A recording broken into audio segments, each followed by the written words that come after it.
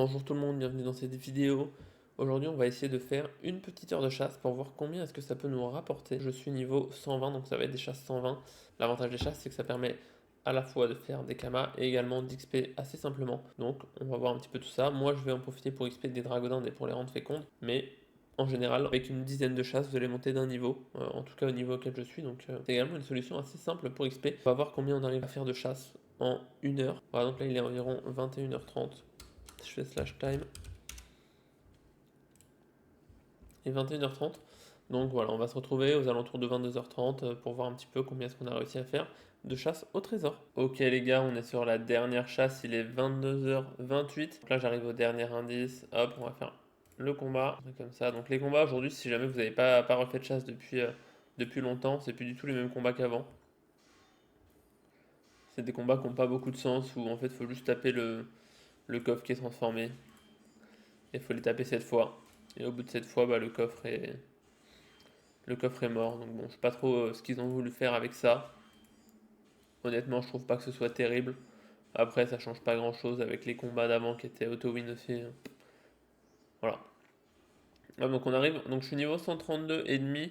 J'ai dû gagner environ 15 millions en une heure. Voilà, donc il est 22h29. Hein. Hop, on va se mettre en avant-sac. Je sais pas, j'ai dû en faire combien est-ce que j'ai fait de quêtes, enfin de coffres. Alors j'en ai fait 14. Voilà. Donc en une heure, j'ai réussi à faire 14 chasses. Ça fait en gros à peu près 5 minutes la chasse. On va les ouvrir pour voir. Je sais pas combien on est. Ouais, on est à 5 millions 2 en Kama. Voir combien ça rapporte en Kama aussi. Et en rose des sables. Donc c'est parti, on va les ouvrir. 46, 79, 84, 78, 92, 62. On a eu des coffres là en plus, donc ça c'est toujours cool quand il y a des coffres qui sortent. Deux coffres en plus. Hop, on va les ouvrir. Et terminé. Donc bon, en une heure, on a réussi à faire 1160 roses des sables. Et on a, avec les coffres, environ 30 000 kamas supplémentaires. On n'a pas eu de chasse x2, x3, x10, x100. Donc je pense que c'est une bonne moyenne dans le sens où on n'a pas eu de cas particuliers. 1100 roses en une heure au niveau 120, ça fait 180 000 kamas. C'est pas incroyable par rapport à d'autres astuces. Après, si vous préparez le Dofus pourpre, bah, c'est toujours utile et puis bah, ça vous permet d'XP en même temps.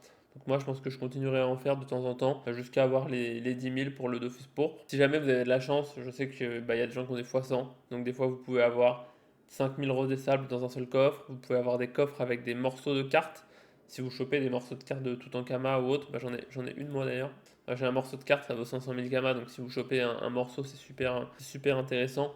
Mais pour ça, il faut avoir certains types de coffres, je crois que c'est les coffres de loterie, et avoir de la chance dans le coffre de loterie, donc c'est pas donné à tout le monde, et il faut une certaine chance.